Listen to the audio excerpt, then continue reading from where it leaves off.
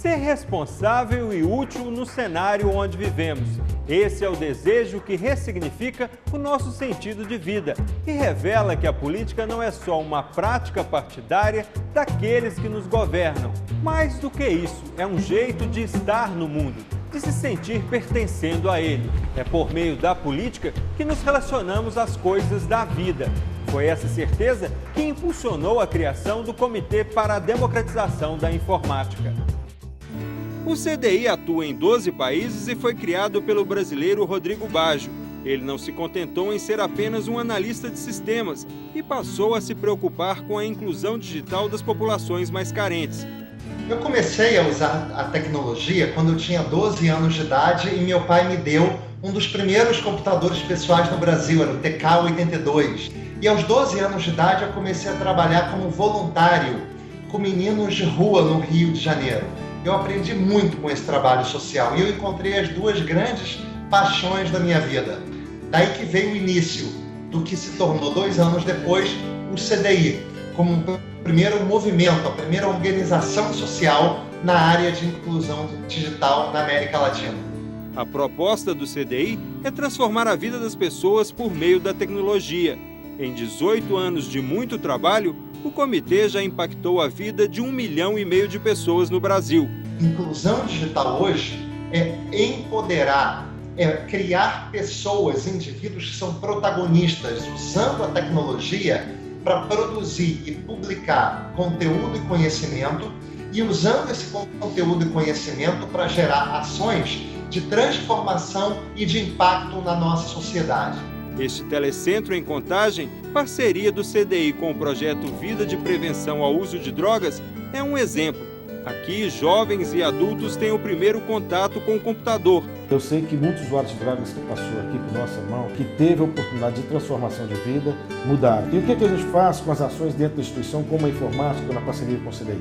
A gente cria o ambiente para que ele possa ter essa reintegração. Em Minas, o CDI mantém mais 21 unidades de capacitação e, nos últimos anos, tem um novo desafio: trabalhar não só a inclusão tecnológica, mas também a inclusão social.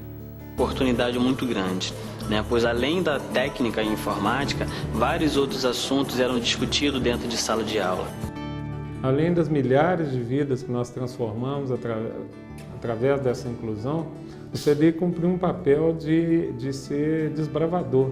Pela ação do CDI, ele forçou tanto o poder público quanto o poder privado e muitas vezes ensejou a criação de outras ONGs preocupadas com a mesma questão de inclusão digital. Viram? A todo momento estamos, de algum jeito, exercitando habilidades que são próprias da política. Expressamos nossas vontades, defendemos nossos interesses, discutimos, dialogamos, negociamos, até tomarmos uma decisão.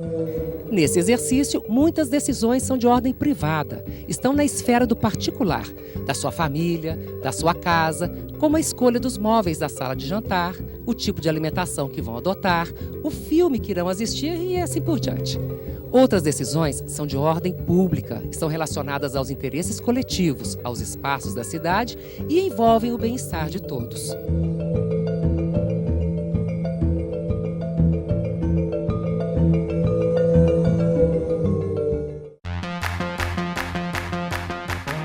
Desde adolescente eu participei do movimento estudantil e depois comecei a participar da associação de moradores e continuei até hoje lutando por um mundo melhor, por uma cidade que seja justa, sustentável, democrática. Eu necessitava fazer um estágio em uma empresa e nenhuma empresa me aceitava na minha condição física como um possível estagiário. Daí me despertou essa necessidade e eu vim com o meu nível de relacionamento empresarial na cidade de Uberlândia, conscientizando o empresariado e a população com deficiência que era possível e era uma realidade a pessoa com deficiência se incluir no mercado de trabalho. Caratinga é a única cidade brasileira que possui 2 câmaras de vereadores. É uma eleita, que é a tradicional no Brasil todo, e uma outra que eu fundei há mais de 4 anos, que é a Câmara de Vereadores Voluntários de Caratinga. A gente exerce um trabalho de fiscalização dos atos do Legislativo, do próprio Executivo. A política ela é maravilhosa. Você vê que foi através da política, com os movimentos, inclusive estudantil, inclusive meu também, nós acabamos com a ditadura. Se você não lutar, se você não se guerrear mesmo, mas para o bem de uma numa sociedade, né, civil, eu digo, daqui a um tempo nem os próprios políticos têm como se ajudar. Porque é o povo que sabe o que eles precisam. Qual que é o essencial aqui? É a gente não desvincular os processos políticos dos processos sociais. Né? A forma como a gente participa, a forma como a gente atua, a maneira como a gente interage muitas vezes com os nossos representantes políticos, dizem muito da nossa sociedade, da forma como a gente se organiza. E pensar estruturalmente essa sociedade, pensar o papel dos sujeitos, pensar o papel dos cidadãos é absolutamente essencial para que a gente possa ter uma democracia mais forte, inclusive na manifestação democrática através das instituições políticas. Se você sair às ruas e olhar com atenção à sua volta, irá perceber que tudo está, de um jeito ou de outro, impregnado de política pública. Você gostou da ciclovia? Muito, inclusive utilizo. Eu gostei, mas assim, ainda tem os problemas que muitos motoristas não respeitam. O carro estaciona do lado e a ciclovia vai no paralelo, então o carro entra para estacionar dentro da ciclovia. Então aí não funciona. Para quem gosta de bicicleta é uma beleza, né? Agora para mim... É positivo, só que ela não tem chegada nem saída, então acho que nesse ponto nós temos que melhorar. Tinha que ser mais bem divulgado também para o pessoal aprender a andar, aonde que ela vai, de onde ela vem, né? Precisa ser mais usada, só isso, porque senão fica ocupando o espaço dos carros, né, do trânsito, e não adiantou de nada, né? Mas a gente se sente mais seguro, com certeza. Melhorou bastante, acho que deveria fazer mais alguns quilômetros na cidade, sim. A ciclovia recém-criada, o calçamento da rua, que antes era de terra, tudo é um resultado de uma decisão política. A escola pública instalada no seu bairro, a rede de abastecimento de água, a rede elétrica, a qualidade do ar, o posto de saúde recém-inaugurado. Tudo isso é definido e aprovado a partir de discussões coletivas, negociações e escolhas políticas. Na esfera do privado, ainda que algumas questões sejam de ordem exclusivamente pessoal, é possível perceber que algumas decisões são também influenciadas por escolhas políticas. Olha só um exemplo. Quando você está em casa e se reúne com a família para decidir se irão sair de carro ou se irão usar o transporte público, essa decisão passa por uma escolha política anterior, que definiu a qualidade do transporte público na cidade, as condições do trânsito, o estado de conservação das vias públicas e outros aspectos envolvidos nessa decisão. São variáveis que foram avaliadas pelos técnicos e, em alguns casos, discutidas com a comunidade, respeitando-se as necessidades e os interesses de cada situação. Mas como essa negociação acontece, Alexandre? Com muito diálogo e diferentes argumentos, Ruth. Se dermos uma olhada aqui na Praça da Barragem Santa Lúcia, já temos uma ideia ampla de como essa negociação é necessária. A praça revela contrastes e mostra como a convivência com o diferente é possível. Um espaço próprio para o lazer e a cultura local. E, claro, espaço também para muitas conversações diárias. Pois é, no nosso dia a dia há muitos assuntos para conversarmos. E há muitas formas também de negociarmos temas do nosso interesse, como a Ruth falou há pouco. Que formas são estas, Marley? São muitas, Alexandre. A negociação com a sociedade acontece com debates, fóruns e reuniões onde são apresentadas ideias diferentes e argumentos que vão formando a opinião de todos. E dessas discussões, as pessoas podem chegar às suas conclusões, definir aquilo que é prioridade e mais importante para elas. A partir dessa identificação do que é prioridade, do que lhes é importante, há como pensar e como estruturar políticas públicas próprias. Como ver isso acontecer? É simples. Observe a liderança de comunidades como esta, de bairros, seja em Belo Horizonte ou no interior de Minas. Essas lideranças se organizam, se estruturam, debatem. Seja participante de uma reunião assim e você verá isso acontecer. Eu sou conhecido como gosto muito de cobrar, tanto que o executivo não gosta muito de estar trabalhando. A gestão passada a gente tivemos problema, porque se a comunidade pede, se a comunidade precisa, a obrigação do líder comunitário é correr atrás. A gente tem dificuldade hoje em Caratinga para a gente ver a respeito da dengue, é um foco muito grande. Isso aí poderia ter a participação do governo do estado, Porque, às vezes, o governo do estado faz muito pela capital. A gente vai na Belo Horizonte, a capital, a gente vê grandes obras, a gente vê grandes projetos de desenvolvimento, mas geralmente o interior ele fica esquecido. Falta muito a ser feito ainda, por isso dizemos que o Estado não está pronto. Ele está sendo construído dia após dia, com a minha, com a sua, com a participação de todos que nos assistem agora. É verdade, Alexandre. O Estado é criado para promover o bem comum e com o objetivo de encontrar soluções que vão além da vida pessoal. Isso mesmo, Marley, veja a seriedade disso. O Estado, ele é público, ele atende à coletividade. Não pode ser compreendido o Estado como função particular. É importante que nós compreendamos que a ação de um interfere na vida do outro. Aquilo que afeta você também afeta a mim. É isso mesmo, Fernanda. É por isso que é nosso direito nos envolvermos com estas questões e participarmos das decisões. É assim que acontece em uma democracia. Agora nós vamos falar sobre o que é política para você. Para mim, é pensar. Para mim, é saber respeitar a opinião do próximo. Para mim, é uma estrutura de todos os cidadãos. Mas às vezes é tão difícil acreditar que a minha participação é importante. O que é preciso fazer para que eu mude a minha visão preconceituosa arredia, tornando a minha contribuição realmente relevante, como personagem do início desta teleaula?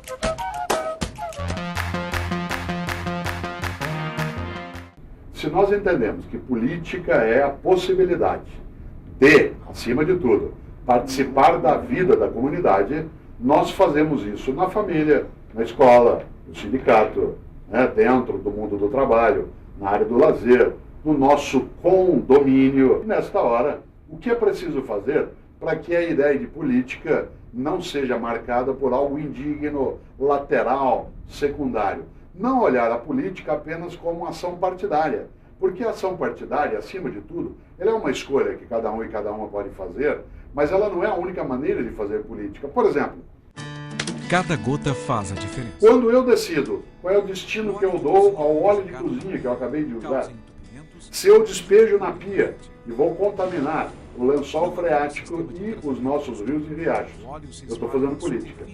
Quando eu, por exemplo, crio uma lei dentro de uma sociedade, como já existiu no Brasil, em que um empregado num prédio tem que entrar pela porta de serviço, e o que é patrão entra pela porta e pelo elevador social, a ideia de social e serviço, ela é uma ação política. Primeira coisa, para alterar o modo de fazer, prestar atenção. Prestar atenção naquilo que a gente age para ver se nós não estamos, nesta hora, supondo que aquilo que eu faço não tem efeito. Tudo que fazemos tem efeito. É preciso formar isso nas crianças e nos jovens. Isso a escola pode ajudar a fazer. Mas adultos também precisam se formar em relação a isso, para não achar que é só a criança que está lá na escola que vai nessa atividade. Política é exercício do dia a dia em todos os lugares que a gente estiver. Por isso, para fazer política, é preciso levantar e ir buscar, em vez de repousar e dizer, o que eu posso fazer? A vida é assim. Nessa hora, a desistência também é um ato político. A favor do quê? A favor da não participação. E como eu disse, não participar é uma decisão que te leva a participar ao lado de quem vai vencer. E aí, a escolha está feita sem querer. Para participarmos de questões de interesse coletivo e qualificarmos a nossa contribuição, é importante que busquemos uma visão geral sobre os avanços e carências da nossa cidade. Isso vai nos ajudar a ter nossas próprias opiniões. Mas ao lado de nossas observações e reflexões, também precisamos ficar atentos aos noticiários veiculados diariamente pelos meios de comunicação. E ficar atentos significa lembrar que os meios de comunicação, sejam eles públicos ou privados, adotam uma linha de defesa ao massacre de ideias, de projetos, de pessoas, conforme o interesse do grupo para o qual trabalha. Dessa forma, um vai se alinhar a um determinado partido político e dará destaque a ações realizadas por seus membros. Outros expõem assuntos de modo mais ou menos reflexivos sobre a sociedade e o mundo, conforme o interesse ao qual servem. Já os meios de comunicação públicos levarão a visão oficial dos debates e por aí vai.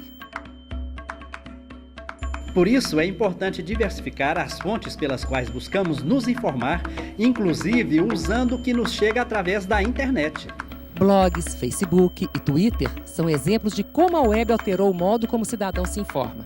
A TV deixou de ser fonte de verdade absoluta, pois as informações da internet têm obrigado outros veículos a fazerem uma divulgação de fatos de modo mais abrangente e mais coerente. Mas como checar se o texto maravilhosamente bem escrito, passado através do último e-mail do amigo, é realmente verdade? É sempre bom conhecer já o autor, talvez, que escreveu o texto, né? Você já conhece, tem a característica desse autor, te conhece a pessoa. E procurar sempre com outras pessoas mesmo, se alguém recebeu o mesmo texto, se já tem um conhecimento, né? E não já ir repassando isso sem conhecimento, né? Porque pode ser alguma mentira, um texto falso. Tem uma ferramenta de site de procura que é muito fácil da gente também procurar saber se essa fonte é verdade ou não. Acho que isso é essencial porque a gente tem muita propagação do senso comum. Então, como nós vimos, Ruth, esse tema exige mesmo muita atenção da nossa parte, não é mesmo, Marley? É isso mesmo, Alexandre. Exige sim, inclusive com que efeito ou não nas instituições governamentais dos 3 poderes. Por exemplo, que crédito deve ter a informação de que uma proposta de lei absurda esteja tramitando no Congresso por sugestão de um determinado parlamentar? Aí o cidadão tem que se preocupar. Muitas notícias, muitas informações chegam à internet. E a internet, pela sua própria característica, nós temos informações em tempo rápido e um volume muito grande de informações. Antes de tomar decisões, adotar uma postura contrária e repassar essas informações sem checar a veracidade, é fundamental que o cidadão se preocupe em verificar se a informação é verdadeira ou não. E isso muitas vezes nos confunde, não é mesmo, Marley? É isso, Alexandre. Muitas vezes deixamos fatos importantes sem respostas por estarmos sempre na desconfiança de sua veracidade. Por isso é importante passarmos para frente aquilo que checamos como verdade. E isto é uma excelente iniciativa para minimizar boatos.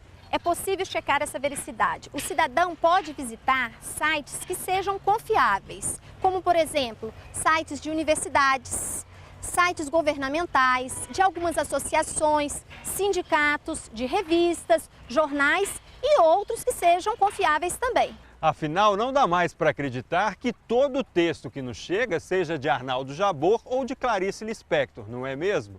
É sim. Agora a pergunta que fazemos é: se é tão importante estarmos bem informados para uma ação política e se a democracia só acontece com a participação, a quem interessa a apatia política?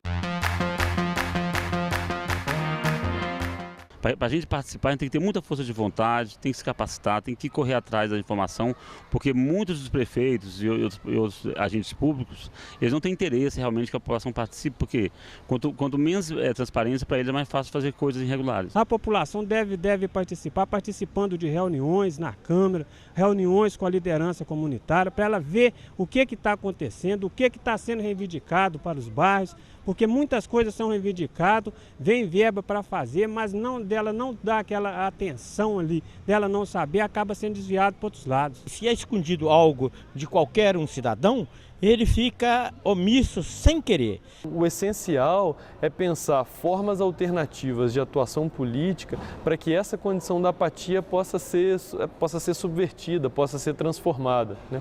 Pensar modelos que requisitem a participação do cidadão e, mais do que isso, em que essa participação faça sentido. Essas reflexões são importantes para a gente avançar e partir para a ação. Porque assim como os cidadãos se organizam, também os lobistas atuam no sentido de ver aprovadas ou rejeitadas propostas de lei de interesse exclusivamente de um grupo. Participar ou não são 2 maneiras de manifestação política, cada uma com suas implicações e consequências. Cabe a cada um fazer a escolha do caminho a seguir e da nação que pretende construir. O trabalho de solidariedade é o trabalho que movimenta uma energia em que a gente exerce a vontade de não apenas ter a vida, mas vivê-la de forma mais intensa, mais alegre e, sem dúvida, mais feliz com as outras pessoas. Por isso, o voluntariado, ele não é substitutivo àquilo que faz um governo e precisa fazer. O voluntariado é uma decisão para não ser omisso. Foi a escolha feita por Rodrigo Baggio, o criador do Comitê para a Democratização da Informática. Como mostrado no início desta teleaula, há 18 anos ele usa a tecnologia para estimular o empreendedorismo e a cidadania. Depois de fazer o curso gratuito de montagem e manutenção de computadores no CDI, Wellington abriu uma empresa e viu sua vida melhorar. Foi uma experiência muito boa para mim, para minha família, me deu condições de ter uma renda melhor. O espaço da empresa ainda é pequeno, mas a transformação foi gigantesca. Houve uma transformação para mim como homem, como pai de família, para mim como amigo da minha esposa, para mim como ser humano. O mais importante é ver a transformação na vida de uma pessoa mesmo, ter contato com essas pessoas. Então, constantemente eu procuro retornar a isso e me encontrar com essas pessoas, ouvir suas histórias de transformação, o que dá a gente um prazer muito grande e o sentimento de estar contribuindo para a transformação social. Hoje nós vemos cada vez mais tech-ativistas, ativistas tecnológicos usarem as mídias sociais e a internet para criarem movimentos. Caso, por exemplo, da Priscila, que criou a fanpage no Facebook contra o racismo, ou Marcos Braz, morador da favela da Rocinha, que criou um movimento Salvemos São Conrado, o exemplo do Meu Rio, criado pelo Miguel Lago, que tem 25 anos de idade, que usa a internet e as mídias sociais para mobilizarem os cidadãos do Rio de Janeiro para fazerem petições que influenciam a condução de políticas públicas no Rio de Janeiro. Como disse Gandhi, seja você a transformação que você quer ver no mundo. Começa pequeno, identifica no seu bairro, na sua rua, um problema e começa a utilizar a visão de negócios ou a visão de empreendedorismo para gerar ações de impacto e de transformação desse problema. Essa vai ser uma das formas mais eficientes que você vai encontrar de ser feliz e ajudar na construção de um mundo melhor.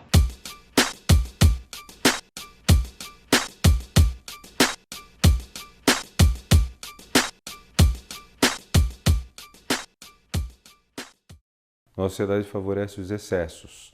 Então, você pode beber demais, fumar maconha demais, ter sexo demais, comer demais. A nossa sociedade favorece, é uma sociedade do não equilíbrio, do excesso. Bom, o que acontece? Cada vez mais a gente reclamando contra isso. Movimento para proibir o cigarro, propaganda de dietas, preocupação em emagrecer. Então, o que você tem dentro de uma sociedade, você pode ter uma tendência forte, que é enfraquecer os laços sociais, mas a gente pode contrapor-se a isso. Por exemplo, uma criança. Não deixa a criança ficar direto na frente do computador, manda brincar. Manda brincar com o irmão, junta amigos. Vai dar trabalho, porque a tendência maior é a coisa que parece óbvia, né? Vamos então deixar na frente da tela. Mas se a gente jogar com as outras opções, lidar com as outras opções, melhora esse mundo. E na teleaula de hoje, nós vimos que a política acontece no espaço público, mas também no privado, que a ação cotidiana vai determinar a política feita em relação a assuntos públicos, e ainda que a tomada de decisões e escolhas acertadas dependem do bom nível de informação observadas com senso crítico em diferentes fontes. E você, já fez sua escolha? Tem participado ou não? Tem ainda dúvida se é você que faz política? Então não perca a próxima teleaula, quando vamos mostrar no nosso último encontro dessa série as várias formas como a política tem sido feita, às vezes sem você nem perceber. Esperamos você! Tô bem de baixo pra poder subir, tô bem de cima pra poder cair, tô dividindo pra poder sobrar, desperdiçando pra poder faltar, devagarinho pra poder caber, bem de leve pra não perdoar. Tô estudando pra saber ignorar, eu tô aqui comendo para vomitar. Eu tô te explicando pra te confundir, eu tô te confundindo pra te esclarecer. Tô iluminado pra poder cegar, tô ficando cego pra poder guiar. Eu tô te explicando pra te confundir, eu tô te confundindo pra te esclarecer. Tô iluminado pra poder cegar, tô ficando cego pra poder guiar. Suavemente pra poder rasgar, olho fechado pra te ver melhor, com alegria pra poder chorar, desesperado pra ter paciência, carinhoso pra poder ferir, lentamente pra não atrasar. Atrás da vida pra poder morrer, eu tô me despedindo pra poder voltar.